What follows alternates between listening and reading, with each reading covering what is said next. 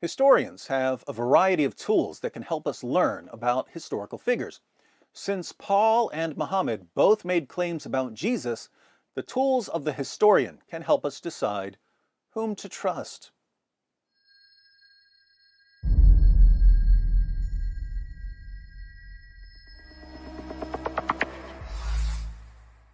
When Muhammad preached in Arabia, there weren't a lot of historians around, and the early Muslim community didn't know much about first century Christianity.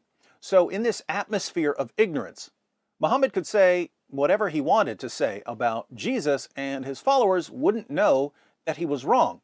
Muhammad could say, for instance, as he does in Surah 4, verse 157 of the Quran, that Jesus wasn't killed and wasn't crucified. Muhammad could say that Jesus claimed to be nothing but a prophet and that Jesus' disciples were Muslims. 7th century Arab Muslims wouldn't know any better, and even if they had, it wasn't exactly safe to question Muhammad's teachings. But we're not in that position. We have tons of ancient sources, we have a never-ending supply of historical Jesus scholars, and we have the freedom to go where the evidence points.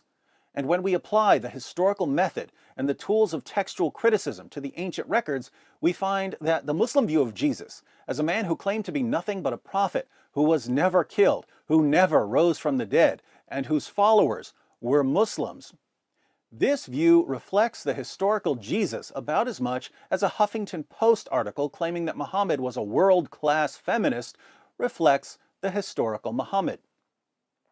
But Paul's claims about Jesus line up perfectly with everything we can learn about Jesus historically.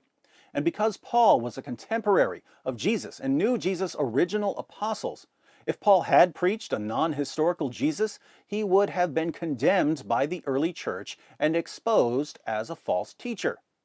The reason he wasn't condemned and exposed was that the Jesus preached by Paul was the same Jesus who walked along the shores of the Sea of Galilee, who performed miracles, who made claims that no mere prophet should ever make, who died on the cross for sins, and who rose from the dead. The Islamic Jesus is a kind of Frankenstein monster pieced together from 7th century Arabian fables, filtered through Muhammad's 7th century Arabian theology, a theology that was only one step removed from its pagan roots. If you've ever wondered why there are Christian historical Jesus scholars, Jewish historical Jesus scholars, atheist historical Jesus scholars, and agnostic historical Jesus scholars, but no Muslim historical Jesus scholars, it's because Muslims are bound by the methods and ideas of Muhammad, the world's greatest authority on how not to do history.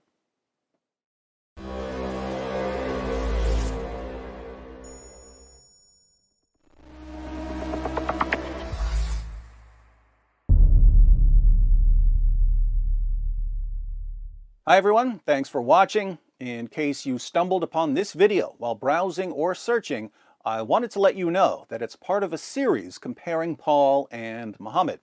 So if you'd like to see the full series, be sure to click on the playlist. If you're already in the playlist, you're about to see how Muhammad's teachings were heavily influenced by paganism.